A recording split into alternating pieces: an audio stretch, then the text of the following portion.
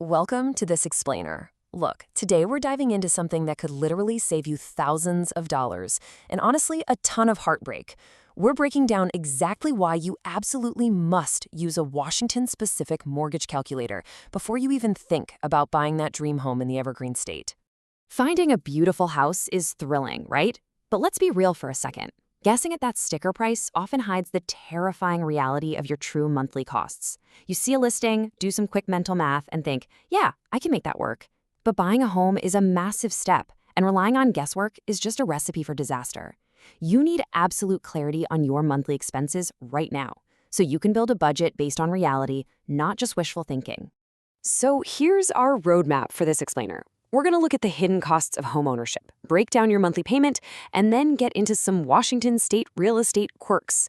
After that, we'll cover why you need this calculator, how to avoid common financial traps, and finally, how to prepare for that all-important mortgage approval. All right, Part 1, the hidden costs of homeownership, beyond the sticker price. Your actual loan repayment, that's really just one slice of the pie. A true monthly payment is what we call PITI. That's principal, the actual money you borrowed, interest, what they charge you to borrow it, taxes, your local government cut, and insurance. And depending on your down payment, you might have another pretty big slice to swallow, known as PMI, plus any potential HOA fees. Now, PMI, or private mortgage insurance, is a sneaky, hidden fee you really gotta watch out for. It kicks in if your down payment is under 20% of the purchase price. And here's the kicker. It doesn't even protect you. It strictly protects the lender if you default. But you're the one footing the bill, which drastically inflates your monthly expenses until you build up enough equity. Sure, it lets you buy a house sooner with less cash up front, but you absolutely have to account for it. A solid local calculator will show you exactly how much PMI adds to your costs and precisely when it drops off. Moving on to Section 2, breaking down your monthly payment, visualizing the math. Let's look at the sheer power of cash at closing on a $500,000 home. Say you put down 5%. Your loan is $475,000, which leaves your principal and interest payment hovering right around $2,850. But if you can bump that down payment up to a full 20%, your loan drops to $400,000 and your monthly obligation plummets to $2,400. That's a savings of $450 every single month. Plus, you completely avoid that pesky PMI we just talked about. Being able to toggle these numbers in a Washington calculator, it's honestly eye-opening. And beyond just the down payment, understanding amortization is an absolute game changer for your financial health. See, in the first few years of your mortgage, a huge chunk of your monthly payment goes straight to interest, not the principal. By checking out the detailed amortization schedule that a good calculator spits out, you can see how making even tiny extra payments eats away at the principal faster. It's kind of like a crystal ball for your savings, showing you exactly how to shave years off your loan and save thousands. Section 3, Washington State Real Estate Quirks, Navigating Local Costs. Now, Washington State famously has 0% personal income tax. I mean, that sounds like a massive win for your household budget, right? And it is. But the state government still needs to fund its services somehow, which means that revenue has to come from somewhere else. And that somewhere else is local property and transfer taxes. This is exactly why a generic nationwide calculator just won't cut it. It won't capture these wildly varying county-by-county costs. Property taxes in King or Pierce counties look completely different than those in more rural areas. Plus, Washington's real estate excise tax has graduated local add-ons applied at closing. Add in the fact that tech hubs like Seattle or Bellevue often require high-balance jumbo loans, while Eastern Washington has much lower entry points. You absolutely have to account for these unique regional variations. Which brings us to Section 4, why you need this calculator, your financial shield. Our source material drops a fantastic piece of financial wisdom here. The goal of a budget is not to restrict your spending, but to empower your choices. I love that.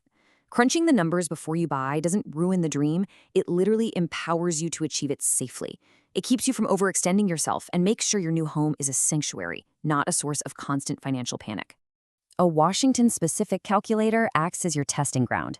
You can safely run different scenarios side by side. Wondering how a 15-year fixed rate stacks up against a 30-year term? You can test it. It accurately factors in your specific zip code's property taxes instead of just guessing with a national average. It simulates how extra payments build equity, and crucially, it aggregates your total financing costs over decades so you know the true price of the house. Having all this localized data, it gives you incredible confidence before you ever sign an offer. All right, Section 5. Avoiding common financial traps. Don't get blindsided. Even with great tools, buyers still fall into traps, mostly because of incomplete data. People constantly forget to plug in things like potential HOA fees or PMI costs, which can easily tack on hundreds of dollars a month. Worse, they use generic national interest rates instead of local Washington rates based on their actual credit score. A lot of folks also fixate entirely on the monthly payment and totally ignore the massive amount of total interest they'll pay over the life of the loan. And look, relying completely on digital apps without eventually talking to a local mortgage professional, that's how you end up with a plan that falls apart in the real world. Almost there. Section 6. Preparing for mortgage approval. The final steps. Okay, once you've run the numbers, you need to understand the critical difference between pre-qualification and pre-approval. Pre-qualification is honestly just a rough estimate based on what you tell the lender. It's completely unverified, and frankly, it's pretty weak if you're trying to negotiate with sellers. Pre-approval, on the other hand, that's formal lender verification of your actual documents. It's a rock-solid commitment that proves to sellers in this highly competitive Washington market that you mean business and you are a heavily vetted buyer. To get your hands on that powerful pre-approval letter, you're going to need to round up 4 main sets of documents. First, your proof of income, so recent pay stubs and W-2s. Next, your full federal tax returns for the last 2 years. Third, you'll need to pull at least 2 months of statements from your bank or investment accounts. And lastly, document all your current debts. Yep, that includes auto loans, student loans, and credit card balances. And this leads me to some of the best advice you'll ever get. Shop around. Seriously, do not just accept the very first offer from the first bank you talk to. You should apply to and get loan estimates from at least 3 different lenders. Why? So you can negotiate. You want to compare the annual percentage rate, or APR, not just the interest rate, because the APR includes all those sneaky hidden fees and closing costs. That's how you lock in the absolute best deal. So we've covered the hidden costs, the math, the unique quirks of the Evergreen State, and how to get pre-approved. A Washington-specific calculator isn't just a fun little tool online. It is your financial reality check.